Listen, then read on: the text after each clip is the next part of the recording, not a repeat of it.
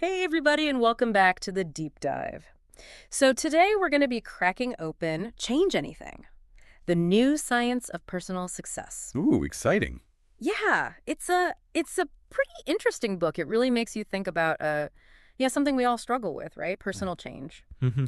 Yeah. So, have you ever wondered why is it so hard to stick to a new habit Oh, yeah. even when you really, really want to? All the time. Like you're totally committed to it, and Yeah. then Yeah, we have the best of intentions and then, yeah, well, exactly. something happens. Something happens. Yeah. Fizzles out. And this book kind of flips the script on the whole willpower thing.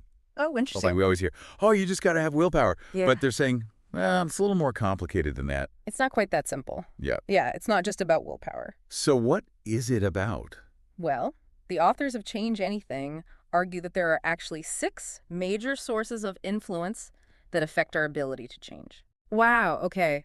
I was not expecting that. Yeah, it's kind of mind-blowing. And willpower is really only one of those sources. Okay, so willpower is still important. It's just not the end-all be-all. Right, exactly. Okay, so I'm dying to know, what are these other 5 sources? 6 sources total. We got willpower. What are the other ones? Right, so they break down into 2 main categories, Okay.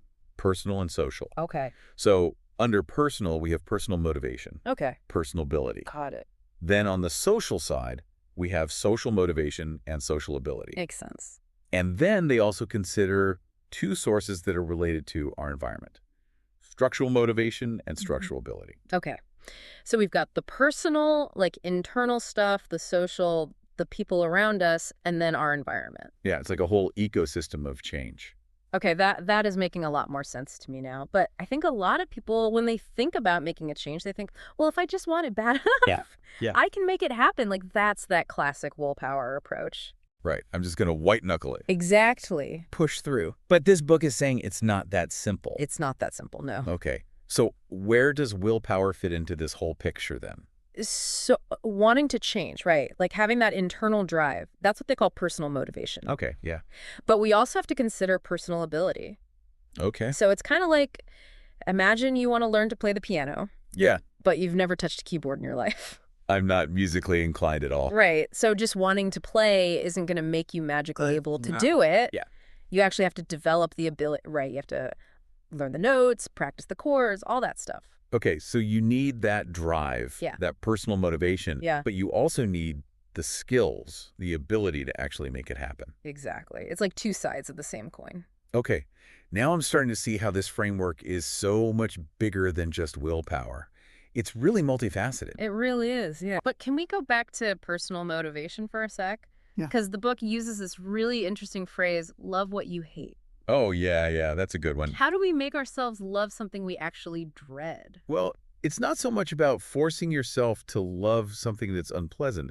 It's more about shifting your perspective. Like they give this example of a garbage sorter in Rio de Janeiro. Okay. Now, not the most glamorous job, right? No, not really.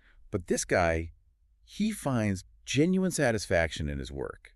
He focuses on the positive impact, that he's providing a service to his community. Okay, that's a pretty extreme example. I don't know if I could find that level of joy in sorting through trash. Right. But it illustrates the point. Yeah. It's about finding a way to connect with the positive aspects of the change, even if there are parts that we find challenging. Okay, so how do we apply this love what you hate idea in a more practical way? What can we actually do? Well, they offer several tactics in the book that you might find helpful. One that really stands out is called Visit Your Default Future. Visit your default future. Okay, I like the sound of that. It's basically envisioning the negative consequences of not changing. Oh, okay. So kind of like focusing on the worst case scenario. In a way, Yeah. it can be a little uncomfortable, but the idea is that by vividly imagining those consequences, it can be a really powerful motivator. Oh, I see. Like a wake-up call. Yeah, it's like if you could actually see yourself struggling with health problems later in life because you didn't take care of yourself now, you might be more inclined to make healthier choices today. Yeah, okay. I can see how that could light a fire under someone. So it's about getting real with ourselves. Exactly. And on the flip side, it's about crafting a compelling vision of your desired future. They call that tell the whole vivid story. Tell a whole vivid story. But So instead of just saying, I want to lose weight, right. you would paint this detailed picture of what that looks like feeling more energetic, wearing clothes you love, going for a hike with friends. So it's like creating a vision board in our minds. Exactly. Making it real, tangible, and emotionally engaging. Okay, I like that. And what are some other things that we can do to boost that personal motivation? Well, another tactic is to use value words. Okay, value words. So it's about framing how you talk about the change Hmm. in a way that aligns with your values. Instead of saying, I have to go on a diet, Right. you might say, I'm choosing to nourish my body with healthy foods so I can feel my best. I like that. So it's not about deprivation, it's about empowerment. Exactly. It's a more positive and empowering mindset. Okay, that makes a lot of sense. What else? What are some other tactics? Two other strategies that are really interesting are make it a game and create a personal motivation statement. Ooh, make it a game. I like that. I'm all about making things more fun. Right. So that's about incorporating elements of play and challenge into your change journey. Like imagine tracking your progress visually, Yeah, creating a sticker chart yeah. or maybe a photo mosaic as you move towards your goal. I'm a visual person. I would love that. And what about this personal motivation statement thing? That's about distilling your reasons for change down to a single powerful phrase Okay. that you can repeat to yourself as a reminder, like a mantra for change. So if my goal was to run a marathon, my personal motivation statement might be, I am strong and capable and I can cross that finish line. Exactly. It's about tapping into that deep-seated belief in yourself and your ability to achieve your goals. Okay, I love that. So we've talked about, really wanting to change that personal motivation piece, but what about those times when we feel like we lack the skills or the knowledge to actually make the change happen? Yeah, that's where personal ability comes in. Okay. Like, I might be super motivated to learn a new language, but if I don't have the right learning tools or strategies, Yeah. I'm going to hit a wall pretty quickly. Exactly. Yeah. So it's about honestly assessing your current skill set, Okay. identifying any gaps that might be hindering your progress. They call this conduct a skill scan. Oh, skill scan. Yeah. Okay. So you're kind of taking inventory of what you already know Yeah. and what you need to learn in order to reach your goal. So if I want to write a novel, my skill scan might reveal that I need to brush up on my grammar or maybe learn how to structure a plot. Right. Or like how to even get started. Exactly. Yeah, that can be overwhelming. So once we know what skills we need to develop, what's next? The next step is to engage in what they call deliberate practice. Hmm. So this goes beyond just casually trying something new. Right. It's about breaking the skill down into smaller components, practicing consistently with focused attention, seeking feedback, and being prepared for setbacks along the way. Okay. So it's not just about effort, it's about effective effort. Exactly. It's about being strategic and intentional with your practice. Okay. And here's an interesting twist. The book argues that willpower itself is a skill that can be developed through deliberate practice. I thought we were moving beyond the willpower myth. Well, we are, but it's about understanding that willpower isn't this like magical, unlimited resource. It's more like a muscle that gets fatigued with use. Oh, okay. So we need to train it like a muscle. Exactly. And the book offers several tactics for learning the willpower skill, like using distractions to avoid temptation, Oh, yeah. delaying gratification, or even enlisting the support of others to help you stay on track. Okay, so it's about finding those strategies that work for you. Exactly. It's a very personalized approach. Wow, this is all so insightful. We've covered loving what you hate, doing what you can't, and learning the willpower skill. A lot to unpack, I know. And we've only just scratched the surface of the first two sources of influence. I know, Britt. There's still so much more to explore. But before we move on to the influence of our social world, I'm curious, what resonated most with you from this discussion on personal motivation and ability? Honestly, that whole concept of visiting your default future, Yeah. that really hit home for me. Yeah. I think sometimes we get so caught up in the day-to-day that we don't really stop to consider the long-term consequences of our choices. Yeah. And that tactic just feels like a really powerful way to snap ourselves out of autopilot Yeah. and get real about the changes that we want to make. It's like taking a step back and looking at the bigger picture. Yeah, exactly. Okay, well, I'm excited to dive into the social influence piece of this because I think that's where things get really interesting. Oh yeah, we're just getting started. So stay tuned, everyone. We'll be back soon to uncover the power of social influence. Can't wait. All right, so welcome back, everyone, for part 2 of our deep dive into Change Anything. I'm really excited to get into this next part of the framework Yeah, me too. because now we're talking about social influence. It's fascinating, right?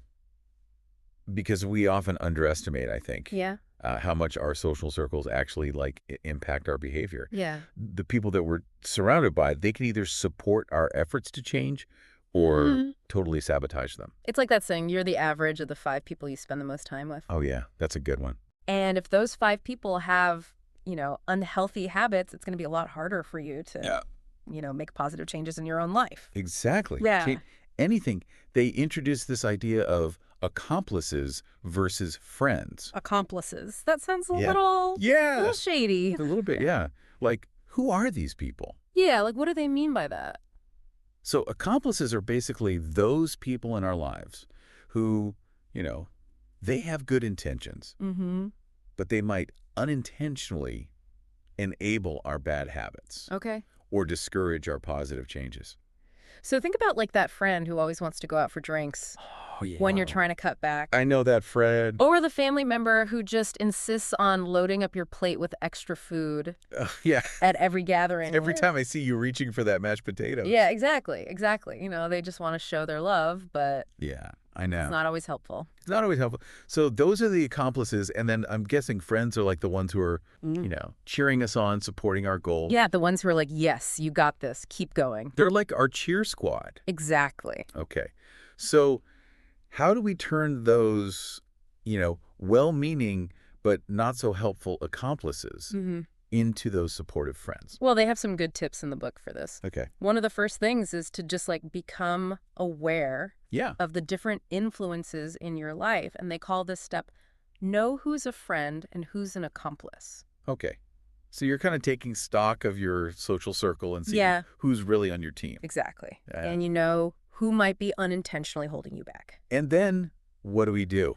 And sometimes, turning those accomplices into friends might involve having what they call transformation conversations. Okay, what's a transformation conversation? So this is about having like open and honest discussions Good. with those accomplices Right. about your goals and how they can support you. So instead of just hoping they'll pick up on our subtle hints, We got to be direct. you got to be direct and just say like, hey, I'm really trying to get more sleep. Yeah. Would you mind not calling me after 10 p.m. on weeknights? Yeah. Or like, I'm trying to cut back on sugar. Would you be up for trying a new healthy restaurant with me?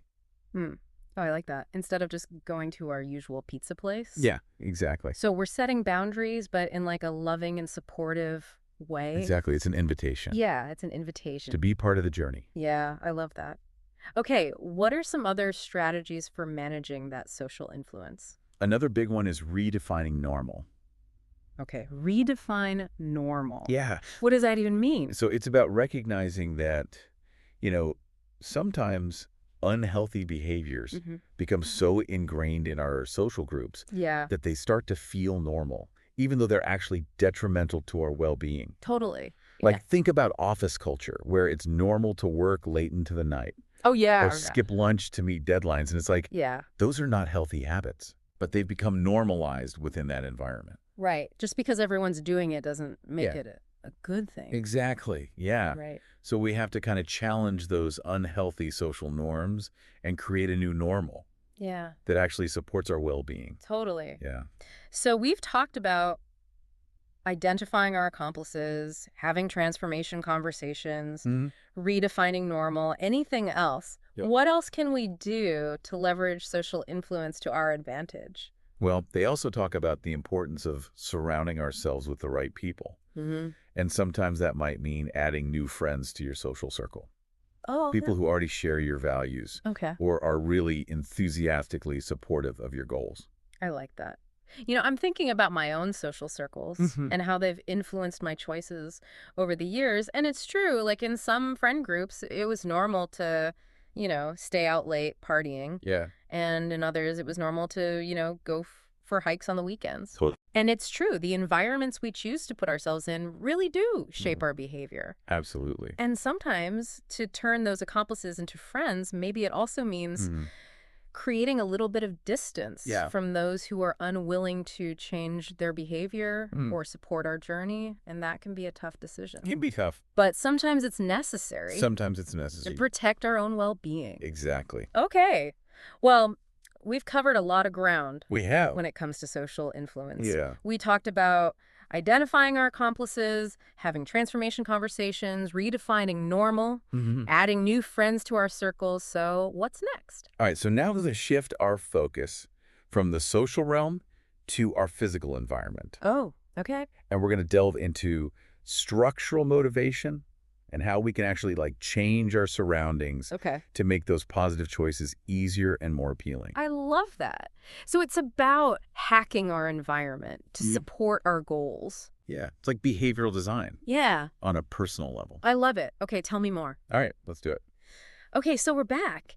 And I'm really excited to dive into this idea of hacking our environment. Yeah, it's powerful stuff. It really challenges us to think beyond willpower and personal motivation. Totally. So we're talking about structural motivation and structural ability, right? Exactly. And change anything. It argues that our surroundings, they play a huge role in shaping our behavior. Yeah, I mean, it makes sense. Like, if you're constantly surrounded by temptations, Right. it's going to be way harder to resist them, Absolutely. no matter how strong your willpower is. Yep. And that's where structural motivation comes in. Okay. It's about making changes to your environment that make the desired behavior easier Yeah. and more rewarding, and then at the same time, making that undesired behavior harder Right. and less appealing. Okay, so it's about, like, tilting the scales in our favor. Exactly. Yeah. Exactly. And I really call this inverting the economy. Inverting the economy. Okay, I'm intrigued. Tell me more about that. So it's about strategically shifting the rewards and consequences to encourage the behaviors that we want to cultivate. Okay, give me some examples. How do we actually invert the economy in our own lives? All right, so let's say your goal is to eat healthier. Okay. Structurally, you might clear your pantry of all the tempting junk food Okay. and replace it with healthy snacks, fresh produce, that kind of thing. Okay, so make it less tempting to reach for the chips and cookies. Exactly, yeah. Or you could pre-chop veggies Mm-hmm. and store them in these convenient containers so they're ready to grab when you're hungry. Yeah, make healthy choices the easiest option. Exactly. Out of sight, out of mind, right? Totally. So we're making those healthy choices more accessible, more convenient. What else? What about rewards? Yeah, you can use incentives to your advantage too. So maybe you reward yourself with a small treat, like a new book or a movie ticket, when you hit a certain milestone. Oh, I love that. Or maybe you even create a system of accountability with a friend Okay. where you each put money into a pot, and then whoever sticks to their goal for the week Oh, I like that. gets to keep the cash. A little friendly competition. I like it. Yeah. It's like we're gamifying our goals, making it more fun. Yeah, exactly. And, the possibilities are endless Yeah. when it comes to structural motivation. Right. The beauty is that you can tailor these strategies to your own personality and goals. Mm-hmm. That makes sense. What works for one person might not work for another. Right. It's about experimenting Totally. and finding what clicks for you. I love that. This is so interesting. I feel like I'm seeing my whole environment with new eyes, Right. like noticing all the ways it's been shaping my behavior Exactly. without me even realizing it. It's powerful stuff. Okay, so that's structural motivation. What about structural ability? How's that different? So structural ability, it's like the next level. Okay. It's about actually changing your surroundings Mm-hmm. to make it easier to do what you want to do. Okay, so this is where we actually rearrange the furniture, Could rethink the layout of our space. Could be. It's about designing your environment to support your goals. Okay. So for example, let's say you're trying to create a more productive workspace. Yeah. You might designate a specific area that's completely free from distractions. Okay. You might invest in a good, comfortable chair, some good lighting, all the tools that you need Yeah. to do your best work. So you're creating a sanctuary for productivity. Exactly. Okay, I like that. And then, if your goal is to improve your sleep habits, Mm-hmm. you might invest in blackout curtains, maybe a white noise machine, or a really comfortable mattress. Oh, yeah. You could even create a relaxing bedtime routine Right.